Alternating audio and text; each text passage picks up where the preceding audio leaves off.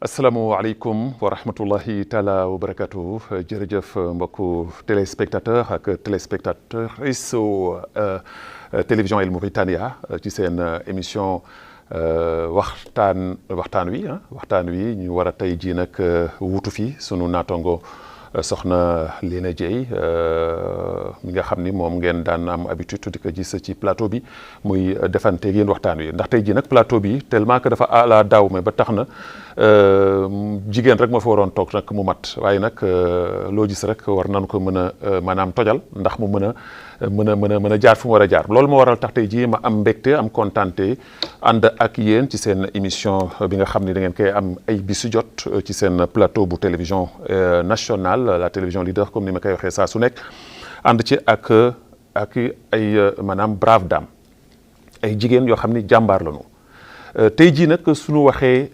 juróom-ñaari fan ci weeru mars jàpp juróom-ñetti fan ci weeru mars xel yëpp dafay dem ci fête bi nga xam ni jagleel nañ ko jigéen ñi ci biir àdduna bi yëpp suñu waxee loolu rek xel yu bëri nag day dem ci des grandes dames mauritaniennes yoo xam ni def nañ fi lu nekk ci seen taxawaay ci seen pas-pas ci li nga xam ne mooy talaata ndeer loolu lépp dañ koy fàttaliku mu nekk loo xam ni lu jar a fàttaliku la fàttaliku ki nga xam ni moo fi jëkk nekk jigéen ci biir réew mi ñu koy wax madame Aïssata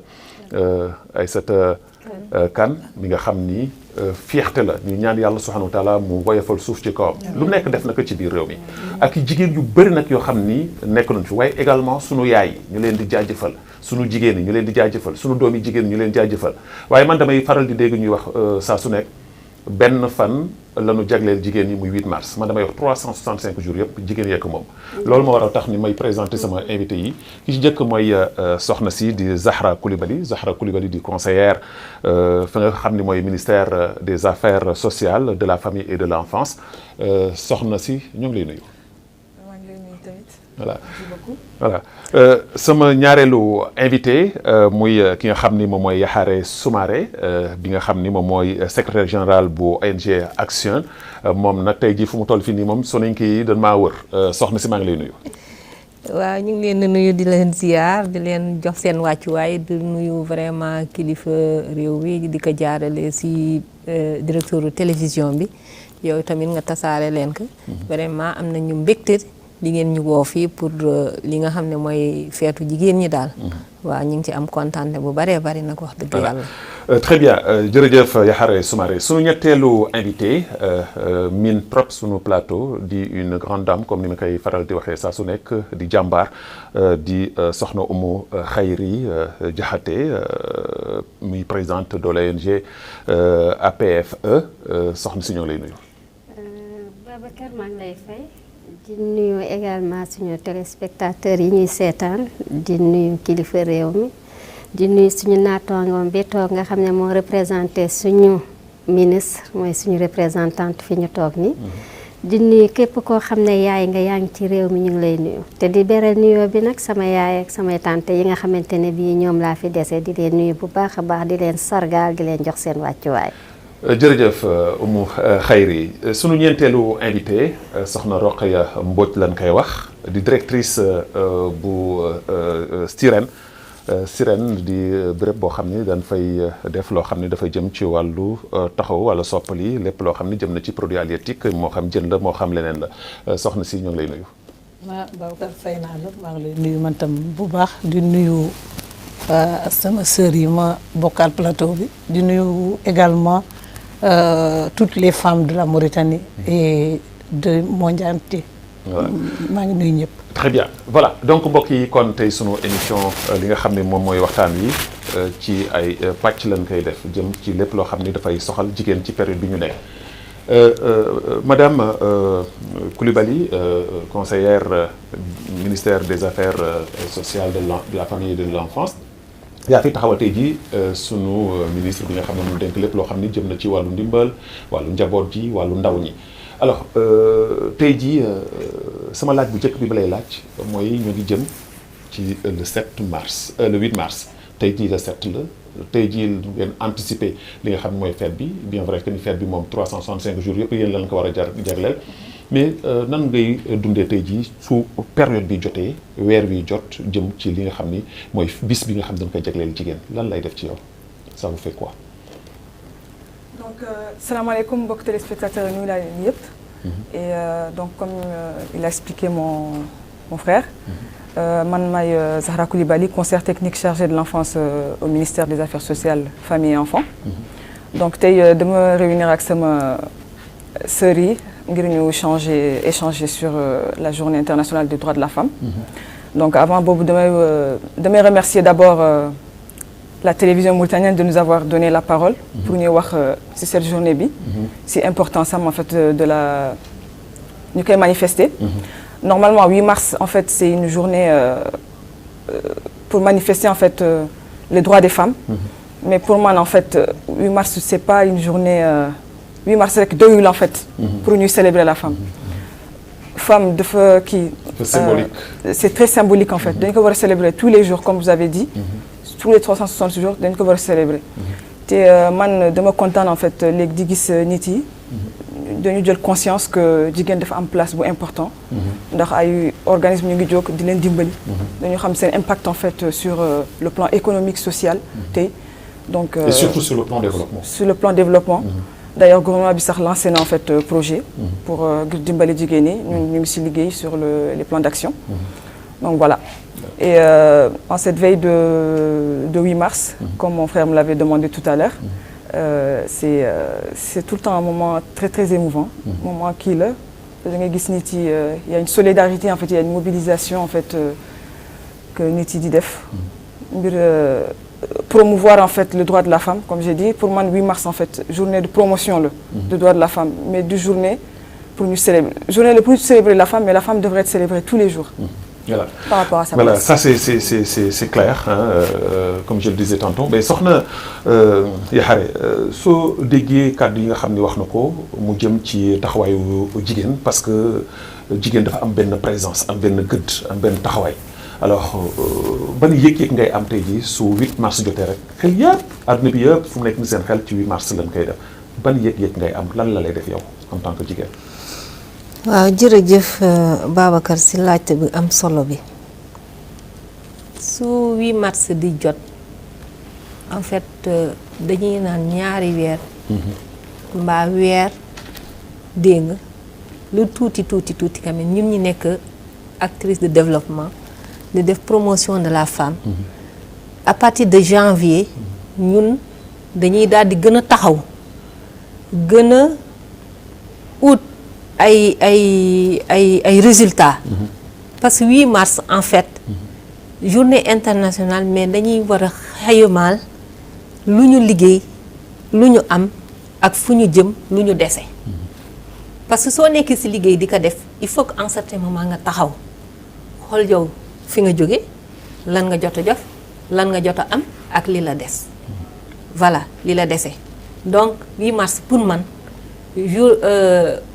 journée internationale des droits de la femme mais aussi journée d'évaluation dañu war a évaluer war a natt lépp natt li nga xam ne vraiment si jàll na boobu ci la at mi yëpp. jaar nañ ci ak la surtout lan moo ñu desee ak naka lañ koy jotee li des lan mooy suñu gàllankoor lan moo tax ba nga xam ne ñun boobu ba léegi bi ñuy naan 8 mars ba léegi ba nga xam ne man maa ngi ci juróom fukki at ak nangam te bi may judd fekk naa Mauritanie ñuy célébrer 8 mars ba léegi nii tey fan la ñu toll jigéen ñi lan moo tax ñu war a egg fi ñu war a egg te ba léegi egguñu fa lan mooy rëq-rëq yi donc sur les goulots li ñuy naan rëq-rëq yi si yooyu la ñu war a liggéey taxaw xëymaal encore ba xam nan la ñuy def pour casser verrou yi. mais est-ce que au juste d'accord nga tey jii bon enfin loo xam ne gars c'est écrit loo xam ni au niveau des Nations Unies ñu sargal leen 8 mars journée internationale de la femme mais est-ce que tey jii suñuy sargal jigéen ñuy wax benn bis parce que suñ ko feetee le 8 mars rek su jeexee tëj nañ ko alors est-ce que tey jii 8 mars kese doy na pour sargal jigéen. non mais en fait nee naa 8 mars dañuy génnee xam nga li ma la wax nee na dañuy xëymaan ça veut dire que 365 sur 5 ñun ñu ngi liggéey gaa yaa ngi liggéey suuf mais en certain moment ban jour mënuñu nekk d'accord yéen a ngi liggéey mais seen liggéey est-ce que seen liggéey fësal nañ ko. mais ñi ngi koy fësal dans tous les cas du kenn moo ko war a fësal ñun suñu bopp ñoo war a fësal lu ñuy liggéey yow doo liggéey ñaari weer ñett nga ñëw taxaw naan ba tëgg ay ndënd ne leen ñëw leen seetaan man lan laa liggéey mais au moins suñ ko defee 12 mois sur benn weer sur les 12 mois loolu dina tax vraiment ñu mën a xam dégg nga fi nga xam ne vraiment liggéey nañ ak li ñu dese waaw man daal man noonu laa ko jàppee man nii 8 mars man noonu laa ko jàngatee soxna mu xayri yow nan nga jàngatee 8 mars salaamaaleykum waat rek téléspectateurs yi maa ngi leen di nuyuwaat Babacar sa question dafa pertinente mais man jàpp ma ne 8 mars la parce que bu mois de mars taxawee rek nee nañ quinzaine de la femme kon mënuma gëm ne benn jour boobu rek lañ si am 15 jours yëpp ñun ñoo ko moom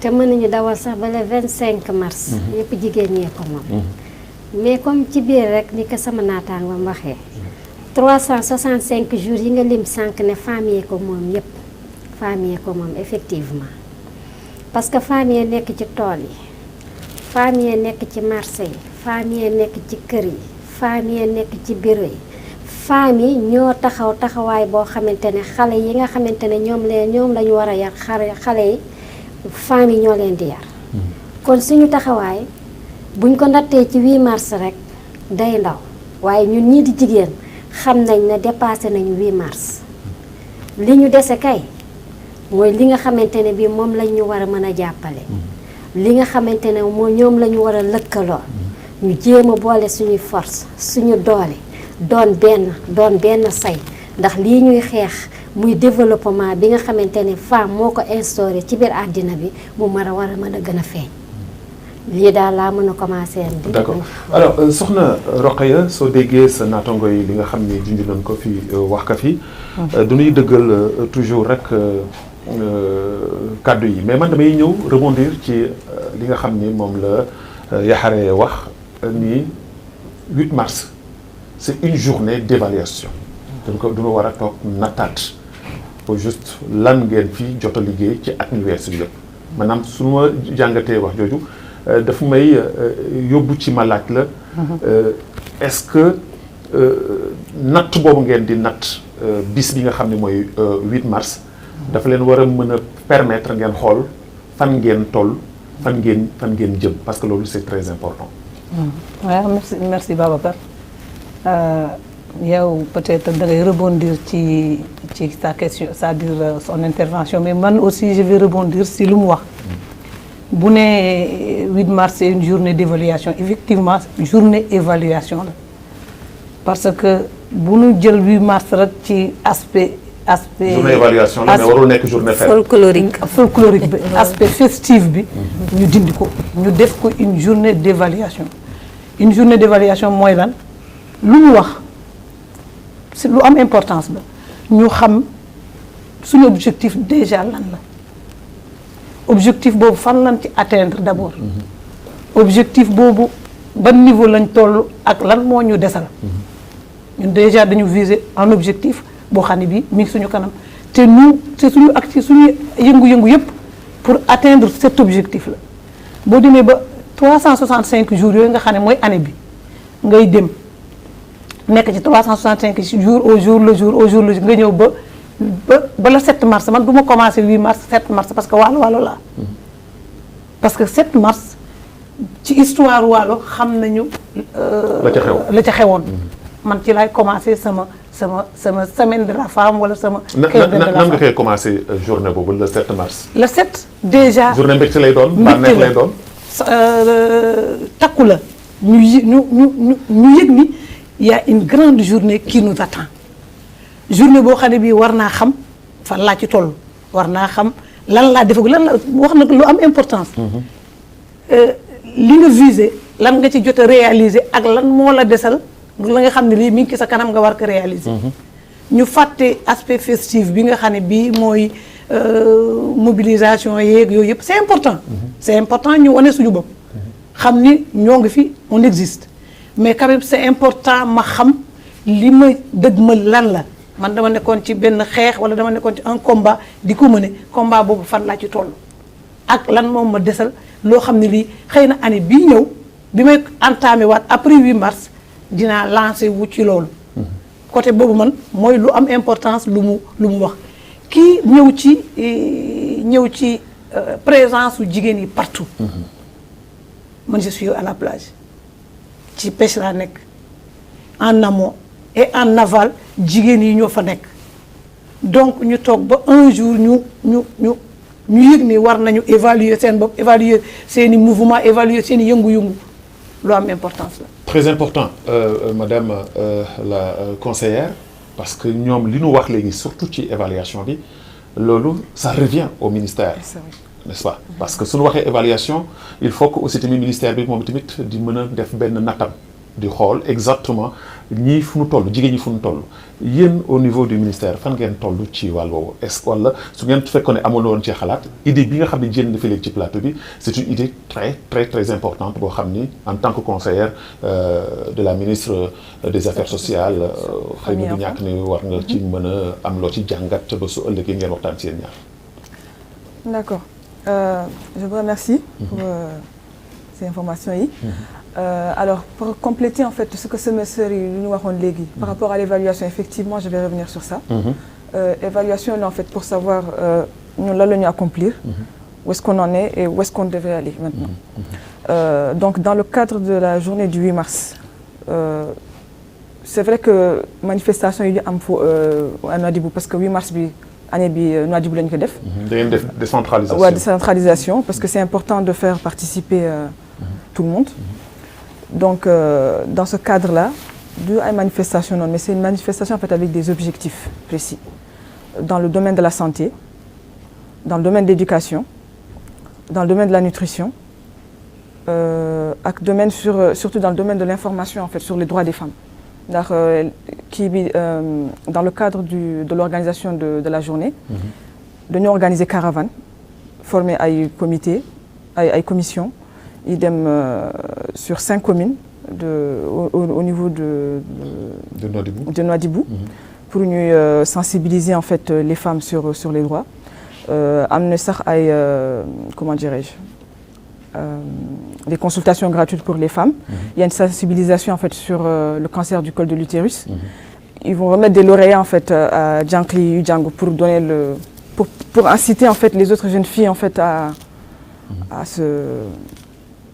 Alors elles ont parlé madame sur le plan folklorique. Ça veut dire que souvent on entend les festivités tellement folkloriques de telle sorte que yow tu ne te retrouves même pas.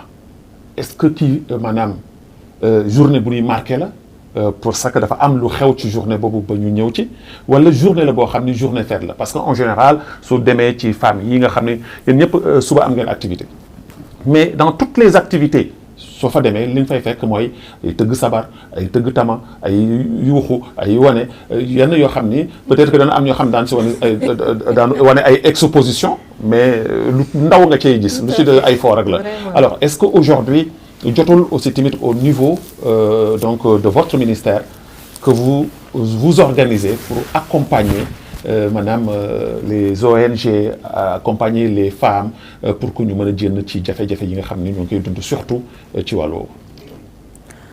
Accompagner les ONG en fait bon ça va dans deux sens déjà dama lay tontu si premier sur la partie folklorique dont vous avez parlé. C'est important en fait la partie folklorique parce que man barki démb dama daan di waxtaan ak benn jànq. C'est une jeune fille une adolescente. Donc laaj en fait yow est-ce que xam nga lan daf ma gis ak avec les supports de communication du 8 mars. mu ne lii pour lan la ma ne pour 8 mars la. Après mu tontu ma ne est-ce que xam nga le 8 mars en quoi ça consiste. En quoi ça consiste c'est une jeune fille qui vient du village en fait. Et le 8 mars en fait journée la pour jigéen ñi ñuy noppal. ma ne information boobu rek nga am oui pour noppal. parce que souvent on dit que 8 mars góor ñi ñoo war a dugg waañ. ma ni kon yow information rek boobu rek nga yore si le 8 mars. mu ni waaw ma ni au niveau du village en fait ñoom ñu la si wax. ñu ne dañuy wax bu jigéen ñi rek c'est seen jour la du ñu def dara. Donc c'est important en fait cette partie folklorique. ñu koy manifester mais. Avec des messages derrière en fait avec comme je viens de le dire en fait avec la promotion des droits pour xamal leen ñoom yéen da ngeen am ay droits mais surtout les informer en fait comme j'ai dit en fait la sensibilisation en fait sur par exemple les MGF les mutilations génitales féminines enfin tout ça en fait ministère bi dafay initier yooyu yëpp pour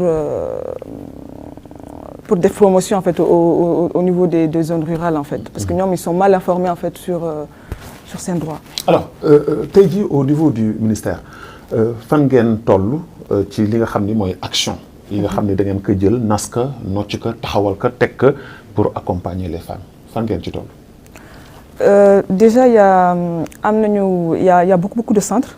Il faut savoir que ministère bi dafa am ay centres yu bëri qui sont moomu centres yi mais centres yi dañu nekk sous tutelle en fait tout à fait. du ministère. Donc ministère bi mu ngi leen di accompagner en fait sur le plan juridique, sur le plan institutionnel et même sur le plan financier des fois, que ce soit financement matériel ou il y a ça. Et aussi il y a excusez-moi, je ferme les trucs. Il y a le financement, il y a l'accompagnement juridique, comme j'ai dit, il y a le CEPIS aussi, Centre d'insertion des CEPIS, Centre d'insertion des enfants en conflit avec bon non CEPIS. Non, CEPIS c'est Centre de protection insertion des enfants. Des enfants, voilà. Excusez-moi. Donc voilà, il y a ce centre aussi qui est sous tutelle en fait du MASEF. Donc ñoo peut en fait ministère bi daf leen di accompagner en fait sur le plan juridique parce que voilà.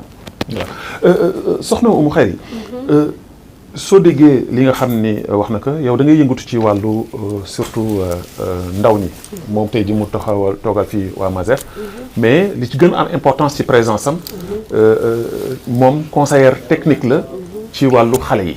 yow da ngay yëngatu ci ONG ci wàllu xale yi ñu assister la lu bare nga def ci liggéey bu mucc ayib def liggéey bu mucc ayib alors tey jii journée de la femme la mais soo xoolee xale yu tuuti yi nga xam ne tey jii ñoo nekk ci ay jafe-jafe doon ay jigéen ñi seen yaay dundul ñii seen baay dundul seen yaay amul moyen ñii ñoo ngi ci situation boo xam ni situation bu désastreuse la alors en tant que tey jii jigéen nekk présidente ONG di dugg ci yenn cadre yi dugg ci yenn domaine dund loolu aussi tamit lan nga nu mën a maanaam xaymaal wala nattal na ko ci li nga xam ni moom moo jëm ci wàllu ndaw ñi surtout xale yu tuuti yi. waaw Babacar damay ñëw rek ci centre yi mu wax ne bëri na te mu ngi ci au niveau de la Mauritanie. man ma ne centre yi bëreewuñu. bëreewuñu kon nanguwoo d'accord ak moom ci loolu. déedéet. parce que centre yi bu fekkee yow xale bi yaa ngi nekk ci benn situation te mënuñoo jël lu ëpp nombre bi ñu war a jël. te nga xool ne xale yi li des ci mbedd yi des ci kër yi ñoo ëpp doole foofu li ñu jël ci centre yi total yi ñu yore kon déjà dama naan dafa am lu fa des loo xamante ne bi waroon nañu dimbale xale yi nga xam ne amuñu accès ci biir centre yooyu. mais est-ce que yéen tey jii yow ci sa wàllu bopp. ci seen ci li nga xam ni yaa ngi organisé woo am sa benn kuréel. di jël xale yi di leen dajale di def yenn yu bëri ci ñoom est-ce que tey jii am nga loxo ministère bi pour ci ñoom. amaguma loxo waaye maa ngi yaakaar ci ñoom loxo amaguma loxo ci ñoom mais maa ngi yaakaar ci ñoom loxo parce que réeréewuñu mbir suñu taxawaay si fi nga xamante ne bii fa laa commencé. ba fi ma toog léegi muy diggante Darnaay Sepxa bee ma jóge woon Riyad ba ma installé léegi nga xamante ne bi xale yi ñooñantal leen moo ma gënoon a yitteel ma xool xale yi nga xamante ne bii dama leen inséré woon ci benn projet boo xam ne di nuyu de passage suñu secrétaire général bii nga xamante ne bii ñoo ma dimbale woon muy Action ak Save Children ñu lëkkaloog Union européenne 2018-2019 projet boobu ñoo ma dimbale woon ba ma mën a jël 40 jeunes filles ak garçons parce que genre bi laa doon instauré mën leen a former mais seen biir formation yeggali nañ ko mais pour ma insérer leen parce que déjà ki nga formé ba pare bàyyiwaat ko ci mbedd mi yàq nga formation. Tout à fait. ki nga formé ba pare amoo loo koy dimbalee accompagner ko pour moom mu mën a jógal boppam téye boppam mu mën a bañ a dépendre si nit.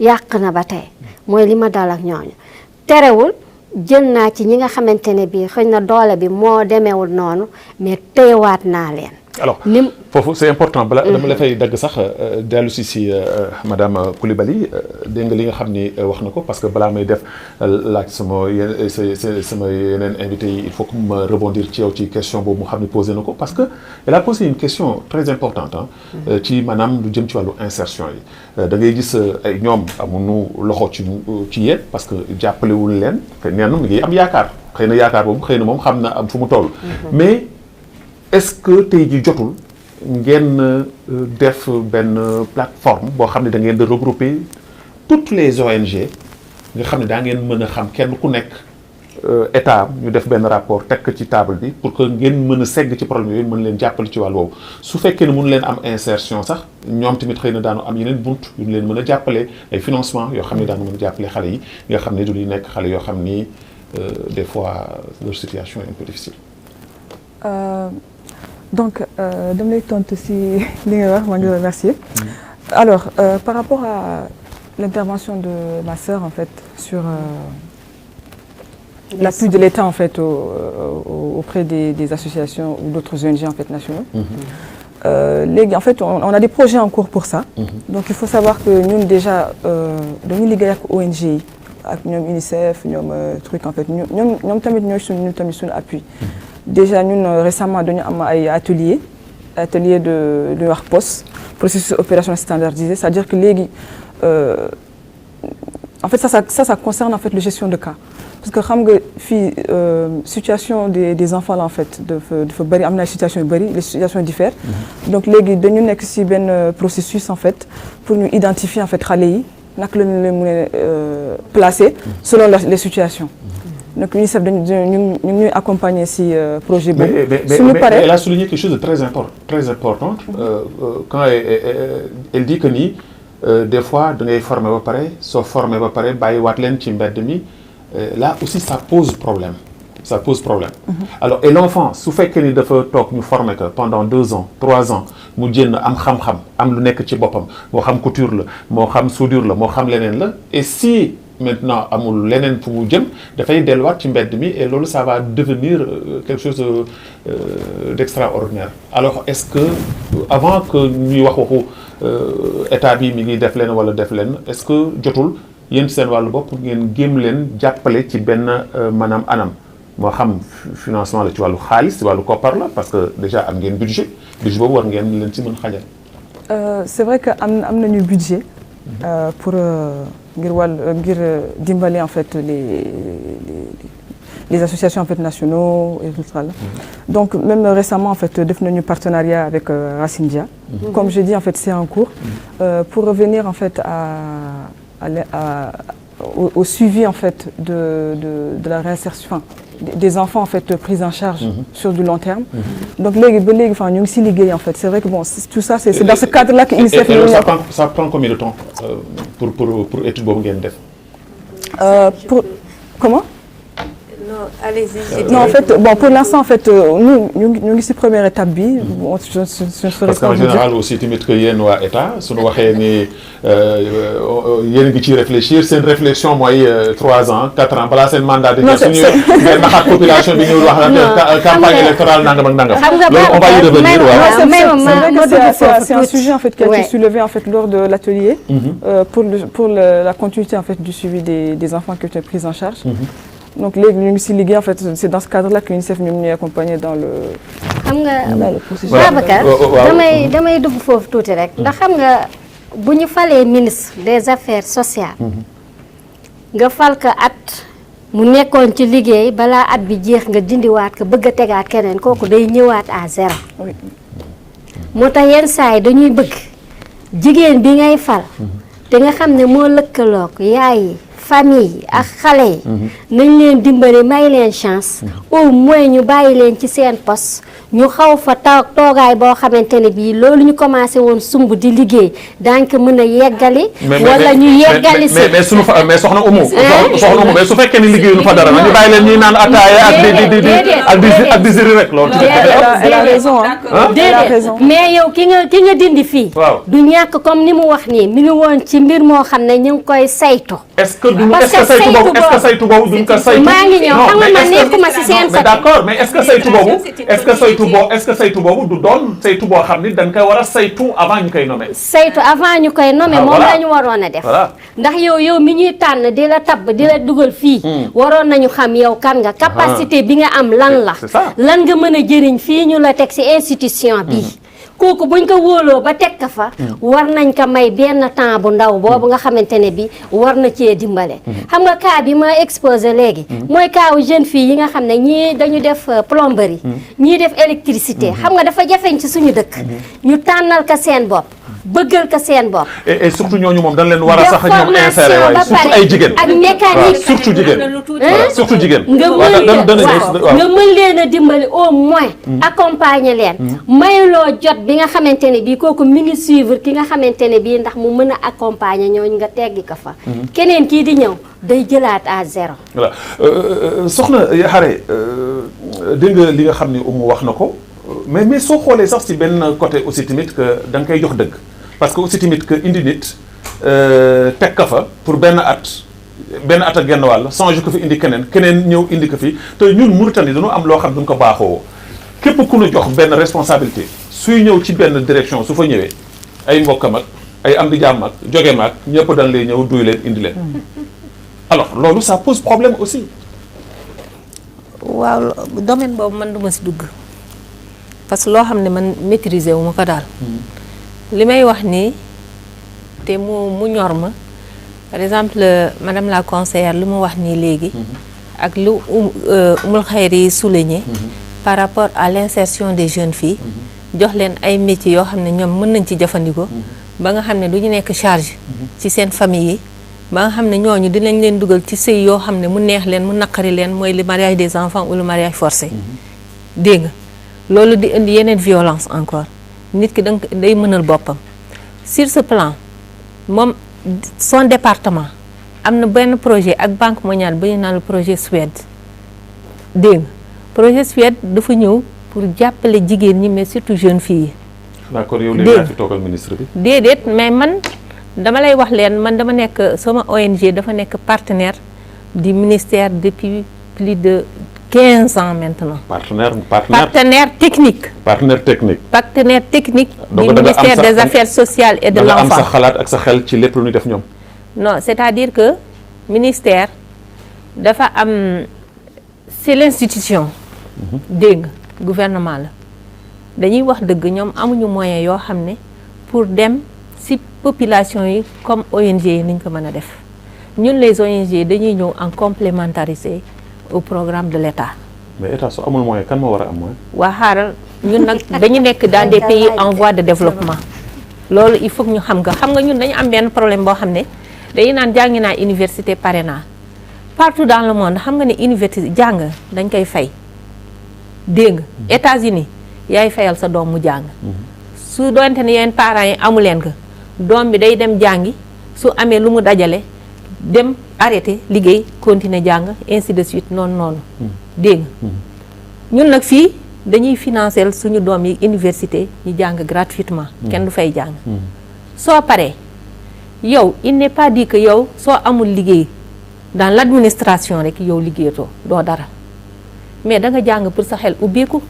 mais su xel bi ubbeekoo ba pare. waaw sa xel bi ubbeekoo su fekkee ni ñi nga xam ne ñoo leen war a jàppale woon leen. non mais xam nga war a jàppale boobu la ñu war a bàyyi temps yi nekk nii. mais kenn fii si Afrique fii. non suñu bëggee Afrique dem kanam. suñu bëggee soxna Yaxare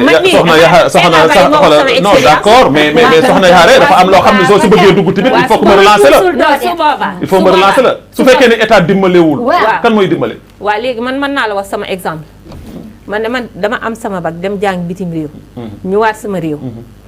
dégg ne yëf yi fii la bi ma ñëwee def informatique soo demee ñu ne la ngay def ay secrétaire ak yi kenn xamul ma bàyyi loolu dem créer ONG bi depuis 1998 ak samay naataango boobu ñi ngi doon def ay consultations au niveau des Nations Unies mais booba jamono boobu Mauritanie mi ngi toll woon ci ay difficultés dans le cadre de la pauvreté il fallait que ku nekk en tant que Mauritanien nga nekk citoyen ne man mii réew mi jaral na ma liggéey def ci dara pour que réew mi mën a dem dama ko bàyyil gouvernement kese bi ñu créé ONG bi ut ay partenaires comme ni mu ko waxee UNICEF ay PAM il y avait des problèmes de malnutrition problème de santé problème de violence problème boo xam mi ngi woon ci Mauritanie. amuñu woon yoon mais yow mais madame Soumaré mais da nga yaakaar ne tey jii jigéen ñi seen wàllu bopp yëngatuwunu nu nu war a yëngatoo. non dama lay may rek jaaykatu beñe bi nga xam ne day jógee 6 heures du matin kër ñëw ci Carrefour yi jaaykatu gerte bi mais loolu mais est-ce que ñooñu dañoo xaar gouvernement bi jox leen mais est-ce que ñooñu bokkuñu ci société bi mais est-ce que ñooñu dañoo xaar mais non dama lay laaj est-ce que ñooñu bokkuñu ci société bi gis nga ñooñu ñoom parce que informel bi moo yore réew mi waaw mais xam nga benn wax bi ñuy wax léegi xam nga wax bi yow yaa ngi may fekk ci li ma bëgg a wax non dama la bëgg a xamal ni la parce que ñooñu dañu gisul ndimbal ci wàllu nguur gi non dama ne waruñu toog di xaar xam nga ñooñu toogunu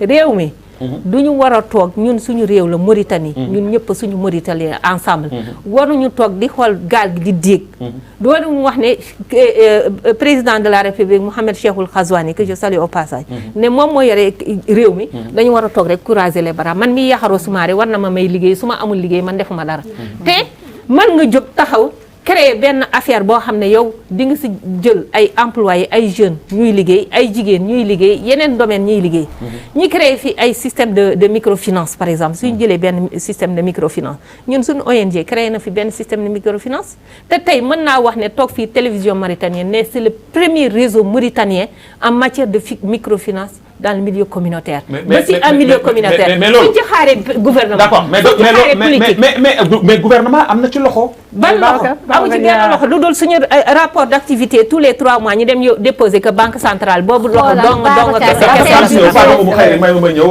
waaw soxna Rokhaya lii xaw na doy waar de. dafa mel ni fu mu toll fii nii parce que d'après c'est-à-dire son argumentation li ma ci dégg. am na peut-être que li mu wax. Il y a une part de vérité mais souvent ñi nga xam ne ñoo nekk dans l'informel daañu def effort wut lu ñu def daañu def effort sacrifier wut def tout le nécessaire mais l'appui de l'État manque par exemple duñu am ba ONG bu ñuy wax Mauritanie 2000 gis nga centre bi ma yore ci palmarèsu Mauritanie 2000 la juddoo. Mauritanie 2000 dafa am une femme battante ku ñuy wax Nëdwa Mënti Maxtaar na ci xam naa ne daañu ko xam mu créé une ONG tuddee ko Mauritanie 2000 ONG boobu encadré plus de 1500 femmes. 1500 femmes. amoon nañu 800 et quelques femmes au niveau de diggante Nouakchott ak Maam Xaar les villages Imragen. am 700 et quelques au niveau de Nouadhibou. Au total 1500 femmes bénéficiaires des listes sont là avec moi mu dem encadrer leen ci alphabétisation ci animation ci suivi ci lépp loo xam ne li dina tax jigéen yooyu développé wu ñu dem à un moment mu créer ce centre là avec l'appui de l'Union européenne de la coopération espagnole ñu appui technique ñu appuyer ñu pour la création de ce centre parce que c'est les femmes souvent dañ doon revendiquer. Et ce centre là est-ce que état bi mi ngi ci dugal loxo. c'est ci laa jëm ñuy revendiquer ni à chaque fois plate yu ñuy nekk mënuñu fa investir parce que ça ne les appartient pas par exemple nga ñëw fekk benn place publique nga occuper que anarchiquement indi sa balance indi sa table indi sa yëpp teg fa commencer jaay ñu xëy benn jour dàq la donc foofu mënoo fa investir mënoo fa def investissement donc ñu à chaque fois ñuy jooy ni nañ leen tabaxal un centre bi ñu leen tabaxalee un centre ma revenir ci lu wax ñu am à l'époque un ministre bu fa nekkoon moment boobu bi ñu ñëwee ci moom ne que am nañu créé nañu un centre de transformation et de formation des techniques de pêche et tout mu jox ñu autorisation benn autorisation pour ñu commencer suñuy activité entre temps mu waroon ñi parce que dama dégg mu wax ci accompagnement juridique des groupements de femmes ci introduction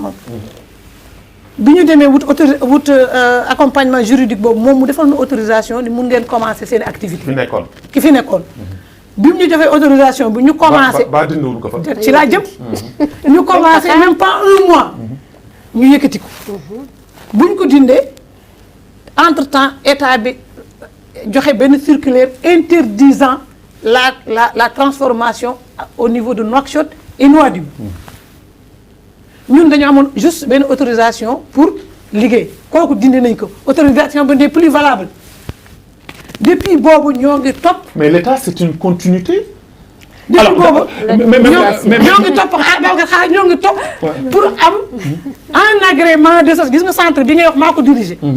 ba tey depuis centre bi ñu ngi ko defar depuis 2010. ba léegi mënul am agrément parce que kooku fi nekkoon nee na dem na bàyyiwul trace.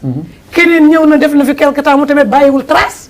finalement tout est perdu. alors madame la conseillère ça pose problème su fekkee ni tey jii su ñu falee ministre quelques années 2 ans 3 ans ñu jëlee ko fa indi keneen. mais su ñëwee dossiers yi nga xam ne fekkoon na fa da koy classé alors que l'État ci sama xalaat boobu gàtt c'est une continuité. Oui, enfin, ça, des causes et problèmes, effectivement, parce que comme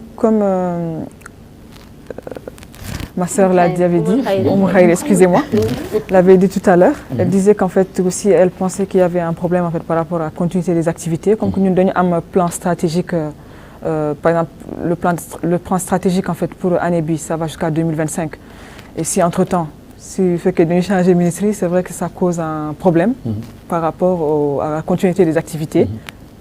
Voilà. Alors je rappelle aussi que MASEF a une relation avec le ministre de l'Emploi, de la Jeunesse et des Sports. Alors ci wàllu woowu je pense que dana xaw yombal seen liggéey su relation bi nga xam ni ñaari ministères yi am nañu ko ministre des affaires sociales de l'enfance et de la famille ak le ministre de la Jeunesse et du Sport su ngeen amee relation boobu je pense que waroon na gën a mën a yombal mbir bi. Ça devrait vraiment faciliter la tâche de votre travail. De toute façon, ministère yëpp en fait, bon, en tout cas ministère de l'Emploi, de la Jeunesse et du Sport peut être un partenaire, être un partenaire en fait potentiel. Mais ñun, bon, c'est un partenaire potentiel, mais pour l'instant en fait, son partenariat en fait vraiment solide, c'est avec le ministère de l'Éducation nationale. Ok. Parce que léegi dañuy concentré wu sur l'éducation de la petite enfance, l'enseignement préscolaire. Parce que relation boobu ça signifie quoi tey jii c'est une relation avec le ministère de l'Éducation nationale. Le ministère de l'Éducation nationale en fait son relation en fait ça va se poser en fait sur les stratégies en fait de l'éducation en fait des jeunes enfants, développer des stratégies ensemble parce que texte yi suñu koy def par exemple ñun on a déjà en fait les textes en fait relatifs à l'ouverture d'école en fait de la petite enfance et tout.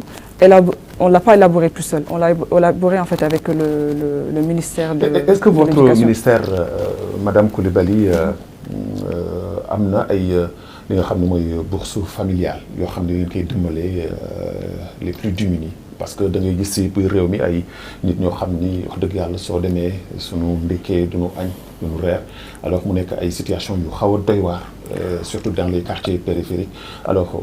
Il y a beaucoup de projets en fait. Vous avez parlé de bourse vous? Oui, bourse non, moi je parle par exemple du projet du cash transfert par exemple. Bon, ça a été accompagné en fait par le MASEF, cash Tahazour. Et aussi bon, il y a comment dirais-je?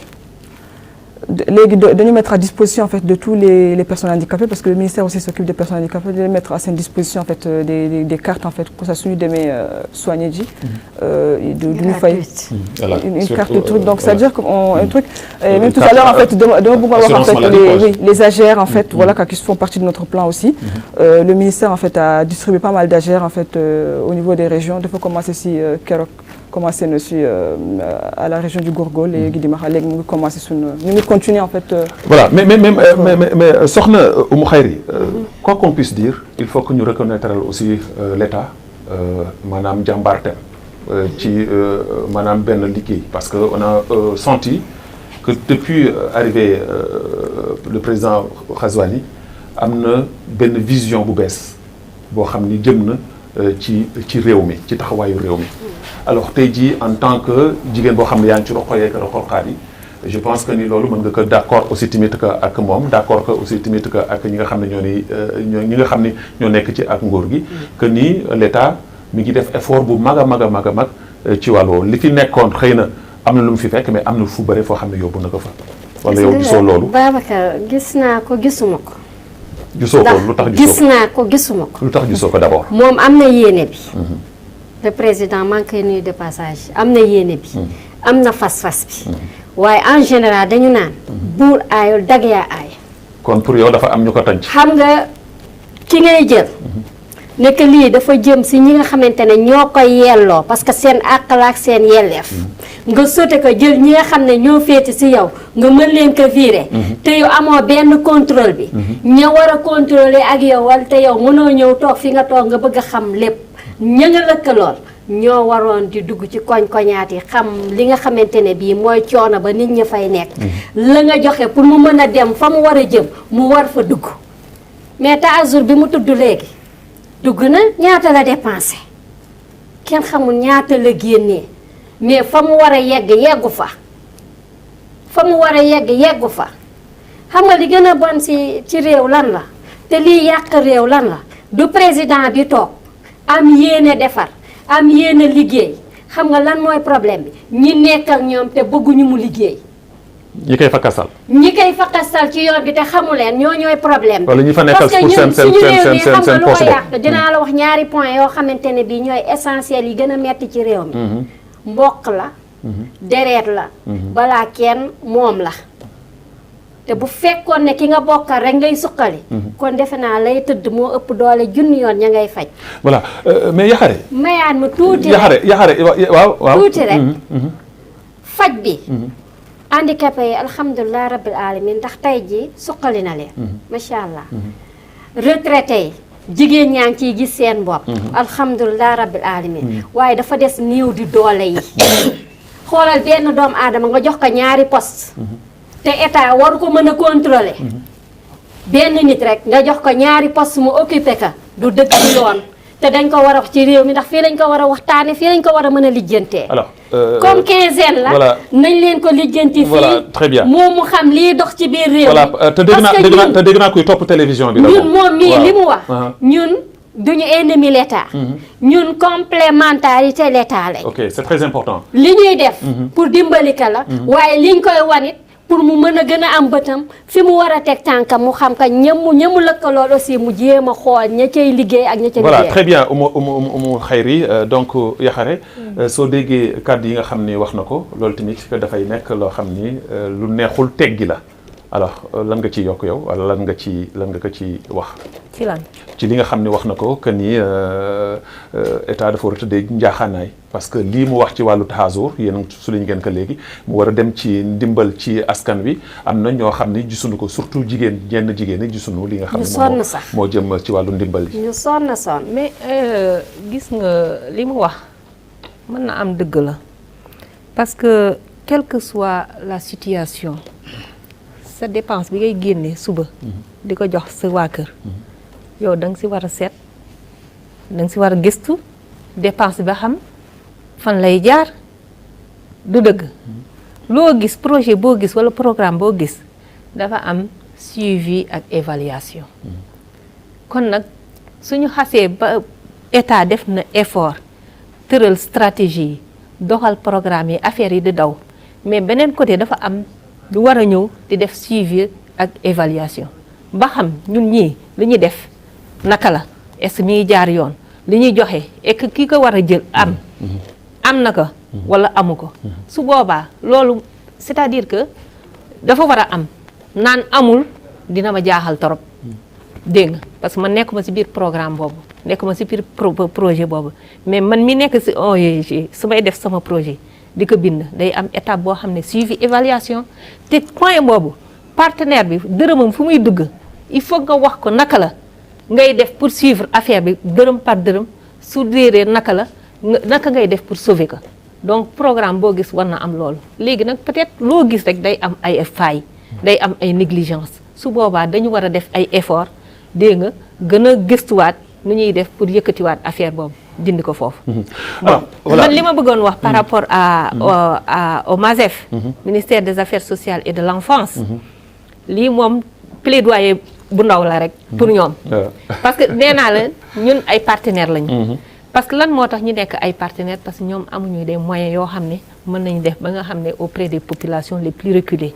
à la base ñun à la base lañu nekk dégg nga loolu en plus on est dans des pays en voie de développement c'est normal loolu du Mauritanie lépp rek ñëpp la dañu war a ñun tamit suñu taxawaay loolu la. mais seulement su fekkee ni toujours non seulement man li ma bëgg a en wax voie de fii développement en voie de développement ba kañ. non li ma bëgg a wax nii. li ma bëgg a wax nii. c'est-à-dire que par rapport au MASEF. ministère bi nga xam ne naan ministère yu jigéen yeeg xale yi la ak ndaw yi. dama li ma remarqué c'est-à-dire que moo di ministère bi nga xam ne moo gën a am budget bu gën a tuuti dégg nga dans au ministère des finances c'est-à-dire fi ñuy xaajalee budget yi. naan yéen a moom nii yéen a moom nii yéen a moom nii ministère de la famille et de l'enfance moo am budget ba nga xam ne moo gën a tuuti. mais est-ce que tey jii ministère bi nu mu amee importance parce que suñu demee ba wax ni ministère des affaires sociales. sociales ñëpp xam ni ci wàllu ndimbal lay dox ci wàllu. suñu waxee l'enfance waaw de la famille ndaw nu mu amee solo ci réew. de la famille et de la famille avenir la famille ñooñu nga xam ne. te ñuy 52% de la population. voilà léegi te ñooñu am budget bi nga xam ne moo gën a tuuti. loolu moom xam nga c'est là où le genre même le problème de genre commence même dans le gouvernement. soo xoolee suñu gouvernement nu mu tëreetee. nombre de ministres. lu ñu am ci jigéen mais dafa tuuti. c'est très important par rapport ak góor ñi. parce que foofu léegi ministère bi nga xam ne moom mooy toppatoo affaire ndaw yeeg seen yaay yeeg seen papa yeeg seen xawma lan seen maamaat yi. ngeen jox leen ministère budget boo gën a moo gën a tuuti. loolu du ñu mën a def dara. soxna Yaxare ça veut dire que yéen da ngeen di camper wu toujours seen position de parité su ma déggee sa kàddu boobu da ngeen tuuti ci biir gouvernement bi parce que jigéen ñi foo tourner léegi du ñuy wax parité parce que li góor ñi mën jigéen ñi mën nañ ko. mën nañ lu ëpp loolu. ah d'accord mais est-ce que parité boobu tamit que war na mën a nekk. mais qu'est-ce qu'on nous reproche man je veux savoir qu'est-ce qu'on nous reproche pour ne pas nous donner des fonctions des hautes fonctions. mais on vous a donné des hautes fonctions. quelle est la confiance qui manque. mais jigéen ñi jox na leen yan jigéen soit joxe ñetti jigéen. jigéen directrice ngi fi jigéen directrice adjointe ngi fi directrice ministre ngi fi lan ngeen ci bëgg. non mais il faut qu'on soit un peu objectif. il faut qu'on soit plus objectif. il faut que vous soyez plus objectif parce que mënu leen am parité tey jii. man li may wax nii dama bëgg ci même réew. à l'attention de tout le monde j'attire l'attention de tout le monde pour dire que le MASEF a le budget le plus petit. Vous réclamez ça. Oui, mais c'est le problème qui se pose. C'est-à-dire que compte tenu du fait que c'est du ministère de la femme, tout simplement, c'est-à-dire que il y a benn affaire boo xam ne dañuy wàññi foofu. dañuy naan ay jigéen lañu rek moo jaru ko ñoom dañu am programme amuñu nu ñu def xamuñu dara. dañ leen jox benn budget bu ndaw rek ñu dem di foofu. dégg nga ay foowantaay genre yooyu la ñuy def te affaire bi naka sa dul noonu. ñun dañu war a les femmes et les enfants. Madame la conseillère, vous partagez l'idée de Soumaré. Oui, je partage en fait son avis sur la budgétisation en fait consacrée aux enfants, à la femme et l'enfant, parce que les enfants sont les futurs acteurs de demain. Donc si on les met pas en fait dans les conditions nécessaires en fait pour leur développement, donc ça va causer un problème. D'autant plus que jigéen yi bon, comme elle a dit, on représente 52% de la population. Te ñun ñooy soutenir l'économie en fait à. Alors votre budget est de combien? Bon je vais laisser Madame Yaxare. ah non mais si vous dites que seen budget dafa moo gën a tuuti ci budget yi ah léegi wax leen ma budget bi ñaata vous êtes en direct le président vous suit un tiers des budgets. un tiers des budgets moom la ñu am est-ce que vous êtes sûr est-ce que wóor na leen yéen wóor nañu ba daf ñoo wóor daf ñu leer mais ñun li ñuy demandé mooy li tax gouvernement bu defee ministère des affaires sociales de l'enfance et de la famille famille la wax kon genre a ngi ci biir famille ndax famille buñ ko waxee góor a nga fa jigéen a nga fa donc moom la ñu waroon gën a mën a favoriser ñu ne deetuwaay pourquoi du am ministre de l'intérieur jigéen pour lan du am ministre de l'économie et des finances jigéen est-ce que attan li tax wóolu ñu intérieur jigéen est-ce que attan ngeen bañ a antan en tout cas pour ministère des finances jigéen moom attan nañ ko parce que jigéen yee gën a mën a gérer góor ñi. c'est sûr. yow jigéen yéen du ngeen jigéen ñi du ngeen du détourné yéen. déedéet. mën nga dégg jigéen détourné na. ani góor bu fi réussir tey rek te jigéen nekk ci gannaaw jigéen détourné na. détournement boo gis góor jigéen boo gis rek góor boo gis tey mu réussir rek jigéenu jàmbaar a ngi si gannaaw kon jigéen li mu mën a yenu bu ma neexee ma ne góor mënu ko yenu. mais Babacar ñoom kay dañu xeeb affaire jàng la. xeeb bi lan la. affaire ay armes yu ñu yore naan kii góor la kuy jigéen mbaa ñu dem di dàqante ay doole. mais dinaa la jox benn exemple. du affaire xëy na jàng parce que jàng ngeen. jigéen ñi sax lu may wax ni sax jigéen ñi lu ñuy jàng sax jàng yu sore góor ñi jàngatul ko loolu d'accord naa ci ak yéen. du affaire xëy na jub parce que xam naa ni jigéen ñi jub ngeen. waaye dafa am lu laxasu si yéen. mais quoi ñun foofu laa jëm li laxasu si yéen jàmm ak salaam la dëgg la. waaye tey yéen tey jii su ku ci nekk tey jii congé maternité ñetti weer daa tëdd sa kër. alhamdulilah. yàlla moo leen ko may yàlla moo ñu ko may léegi ngeen bàyyi poste ba vide ngeen bàyyi ko poste ba vide. déedéet c'est un droit. Le congé à la maternité est un droit. Je sais. Un droit acquis. Mais d'accord, léegi c'est un droit acquis. léegi mais léegi su fekkee ne droit acquis la yow yéen na la neex nga jur na la neex nga jur. mais n'est pas femme qui veut. donc loolu dafa di loo xam ne yàlla subhanahu wa taala moo ñu jar moo ñu ko jox. mais il faut ngeen accepter parité parité attanu leen ko. non non teg leen loolu ci suuf. mais lan nga ñuy reprocher ba jigéen mënul li ma la wax léegi si la bopp. Babacar parité 3 mois de congé maternité nga toog sa biir kër liggéeyoo. signature yi nga war def defoo ko. mais boo liggéeyul amul continuité. ani adjoint ba. mais adjoint dafa am fu mu yem. déedéet fu mu yem parce que man bu ma nekkee fii. sama congé dama lay jox exemple. waxal sa exemple fii si kër gii sunu directeur général bi fii. waaw su fekkee ni dafa absenté fii ci kër gii. waaw dem. génne télé bi day dem weer. waaw am yoo xam ne war nañ ko signé. moom kese moo am sañ-sañu xaatim ko. adjoint amul sañ-sañu xaatim. est-ce que am loolu droit la. peut-être non. loolu est-ce que yoon la. mais loolu ci texte la. déedéet ani texte yi. ay prérogatives parce que suy rendre compte de am. titulaire bi mooy rendre compte. mais d'accord na dama ne peut-être que seen système fii loolu la. non du système boobu je parle des textes là. mais attends ci lu jëm ci wàllu texte yi nga xam ne réew mi ci lay doxee ci lay tënkoo. d'accord mais Babacar doon na fi mairie yoo xam ne mairie yoo xam ne góor a fa nekk maire te tous les dossiers yu ñu fay traité. la jigéen a koy tànn. mais c'est pas la même chose. ah lu leen wutalee. c'est pas la même chose. lu leen wutalee. Mani. Babacar maanaam élus yi nga xam ne ñooy élus locaux yi. maanaam maire yeeg ñoom seen communal ak yooyu.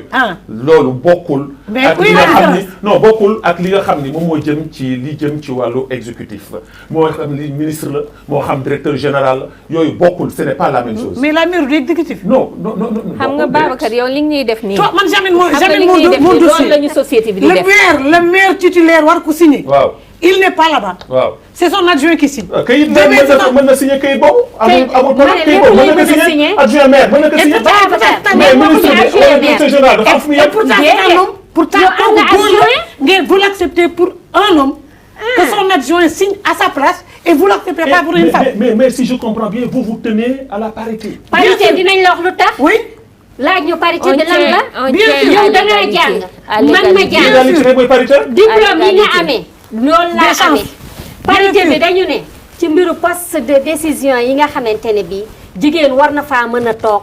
wane boppam wane expérience am. bien sûr mais jigéen mënul continuer ñu di ko violer ci lan droit wam ba keroog muy xëy dee romb nañ foofu fi ñu toll léegi mooy parité bi ñuy laajte du ci néeg bi ndax yow mii góor kilifa nga ci man mais sa kilifteer dafa am foo xam ne fa lay yem jàkk ja jël ko nga féetewoo ko parce que yàlla yow la fa teg ngay nodd di jiite ba keroog ngay dee war ngeen xam jigéen du tudd lii waaye terewul diplôme yi nga am jiitewu kon war ngeen mën nangu yàlla bu leen ko rek dinañ ko xeex. waaw d'accord je vais rajouter quelque chose à ce qu'elles disent. Déjà, on va prendre l'exemple de la gestion du Covid. Apparemment, les femmes en fait ont mieux géré en fait. Les femmes qui gouvernent, elles ont mieux géré en fait la conjoncture dans leur pays que les hommes qui gouvernent. Donc voilà, foofu sax du ñuy rebondir ci benn aspect bu am solo muy aspect bi nga xam ni tudd na ko léegi muy maanaam mbas mi coronavirus bi Covid bi ci wàllu koom-koom bi yàq na lu bare. Et de là aussi, moi je suis apolitique, je ne fais pas de la politique, mais je salue le travail remarquable foofu tamit ci nguur gi. Pourquoi ma koy saluer l'État mooy du ñu seet ni réew yu bare yu ñu wër am nañu ay jafe-jafe ci si wàllu Covid-19 bi ñu leen di tëj ba minuit wala à partir de 20h ñu tëj seen population ñun tëj nañu 18h. yàggul dara ñu dem 20h yàggul dara ñu yóbbu ko minuit def naan ku liggéeyul dootoo liggéeyati. Alors nan ngeen ko jàngatee tey jii stabilité bi nga xam ni am na ci wàllu Covid bi et la gestion remarquable bi nga xam ni nguur gi def nañ ko ci wàllu santé est-ce que gis-gis boobu nga xam ne man en tant que journaliste am naa ko Yaxare ñu def tour de table bi nii. est-ce que Yaxare moom par rapport ak Covid bi moom wax dëgg yàlla ñu ngi ci siggi nañ ci bu baax a baax.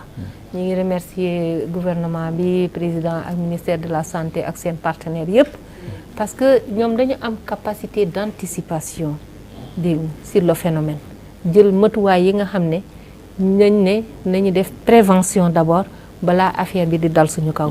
parce que ñun dañ ni pays boo xam ne wax dëgg yàlla amuñu doole. dégg nga sur le plan sanitaire par exemple la prise en charge des personnes affectées ak affaire yooyu day metti donc dañu liggéey ak ONG yi sensibilisation yi sur tous les plans dégg nga raxasu bi takk mas distanciation bi ak kii bi te population bi tamit nekk disciplinée honnêtement dañu nekk discipliné parce que yeneen dëkk da ngay fekk ñi leen di dóor di leen dàq di nekk indiscipliné mais alhamdulilah Mauritanie quand même nous on salue cela te si boobaa tamit je rejoins ce qu'a dit suñu conseillère te que jigéen ñi wax dëgg yàlla mention spéciale. voilà dégg nga. voilà Oumou ci lu gàtt rek ci lu gàtt rek comme ni mu waxee rek laay demee ba tey di dem te xam naa ne lépp doole ji yëpp jigéen ñi la rek parce que jigéen ñi déjà ñoom ñoo nekk fépp te defe naa moytu bi ci ñoom la gën a mettee ci ñoom la gën a bëree te xam nañ ne jigéen lu mu dox minuit bu jotee fekk na mi ngi ci biir këram. donc nuroowul ak ki nga xamante ne bii day fanaane wër ba bës set soog a wàññeeku daal di yegg ci këram.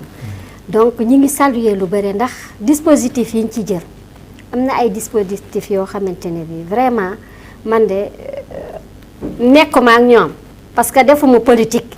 mais c'est à saluer ndax am na yoo xamante ne mettre nañ ko à la disposition des citoyens.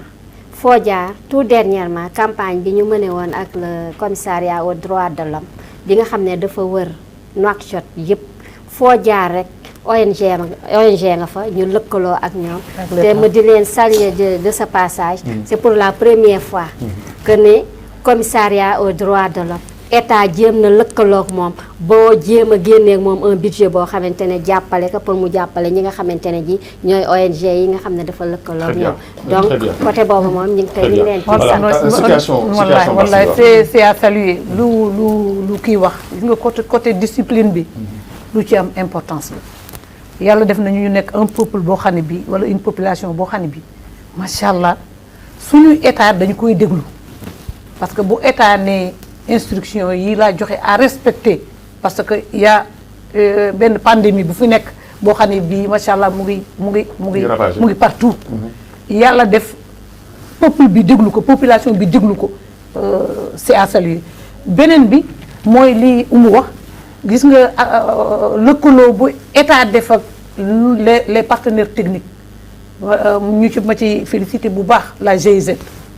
ñu def ci un travail surtout au niveau du secteur de la pêche amul benn institution amul benn organisation professionnelle de la pêche boo xam ni GIZ tegaluñu la un stock de masques, de gel et surtout sensibilisation ba demain am naa presque 3 wala 4 séances de sensibilisation yoo xam ne war nañ ko def au niveau de la Sirène te si c'était pas accompagnement wu état ak les kii loolu yëpp du mën a réaliser. Très bien.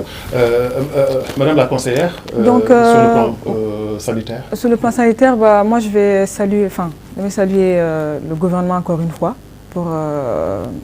pour la bonne gestion en fait de cette pandémie, avec les partenaires surtout. Vraiment, on a beaucoup géré vu le contexte en fait actuel en Mauritanie par rapport à nos moyens, géré nañu ko bu baax a baax et maa ngi féliciter. Voilà. Alors donc on me fait signe que l'émission jeex na tàkk léegi damay def tour de table rek si kenn ku nekk quelques secondes ñu ngeen tàggoo après ñu joxe daje incha allah prochainement ci quelques secondes lan ngay tàggoo. Donc maa ngi remercier les téléspectateurs et encore une fois avec mes sœurs qui sont présentes encore et surtout la télévision en fait de nous avoir donné la voix encore aujourd'hui pour échanger sur la journée internationale des droits des femmes. Madame Fall, peut-être rebondir sur la même chose ñoo ngi gërëm yow particulièrement gërëm toute l'équipe parce que tam jour bi suñu jour la te wan ngeen ñu ni suñu jour la may ñu le temps que ñu mën a wax li nekk ci ñun macha allah ñu ngi remercier ñëpp. voilà Oumou Al Khayri looy tàggoo. di la gën a di remercier rek ndax man fu ma toll dama naan yaay xaritu jigéen ñi. waaw loolu moom am na. yow jigéen ñi ñoom dañ la amul woon yàlla xam ne dañ lay créer rek. man yéen laa faral. di remercier nag télévision bi directeur bi ci directeur bi ba ci ñu ci suuf que ñëpp ñu ngi leen di remercier ci li nga xamante ne bii ñu ngi ñu koy yombala saa yu toog waxtaan jotee ndax ñun amuñu lu dul waxtaan te waxtaan bi tamit ki koy fésal rek nga mën a xam ne liggéey bi ci moom la mën a jaar di remercier waat sama yaayee rek te di leen sargaal fu ñu mën a toll rek jigéenu àddina bi yëpp maa ngi leen di sargaal te ñu xam ne